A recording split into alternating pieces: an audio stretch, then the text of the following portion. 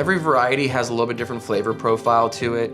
Some things are described as being kind of buttery or a little bit nutty. You have some things a little more earthy. There's no pesticide or chemical or anything that's going to inhibit the flavor of that. So you're getting a much cleaner, crisper, real taste of what that green should taste like. Vertical Roots is an indoor farming company. I've been around for about 4 years now, and we take shipping containers and grow different types of leafy greens and herbs year-round.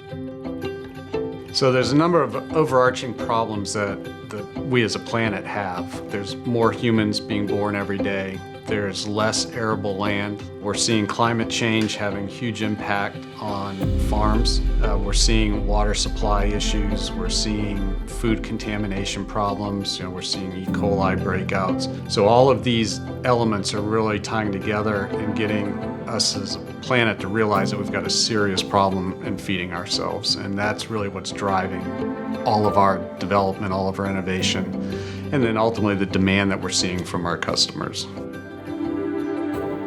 I spent the better part of my kind of teenage years working in restaurants, and then in my early 20s was fortunate enough to own a couple of restaurants. You're operating on thin margins. Food costs are something that take a big toll on whether or not a business or restaurant is successful. And when you can't predict and don't know where you're going to be month to month in the cost of a head of lettuce or avocado, whatever it may be, when we can control that environment and kind of know where we're going to be 6 months, 12 months from now and growing, you don't have that fluctuation in price point. It's a lot more stable.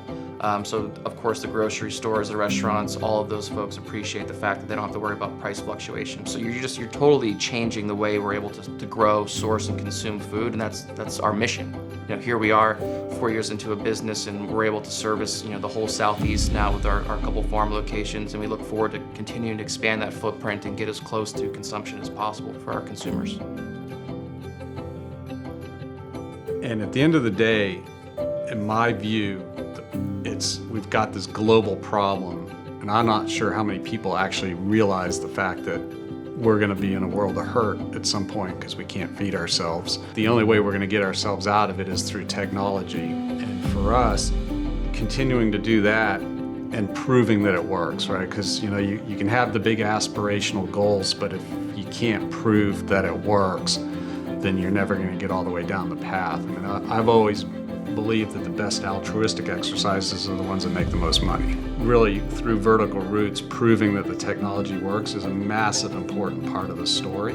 That, to me, is how I've sort of stratified it down in my mind. Big, huge problem, and we're proving that we've figured out how to solve it.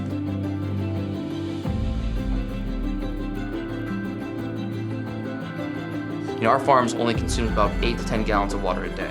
A couple thousand plants in there. If you compare that to outdoors, it's about 98% more efficient, because each little head of lettuce is probably going to consume more than 100 gallons of water, because all that water is running off. Well, nutrients are in that water.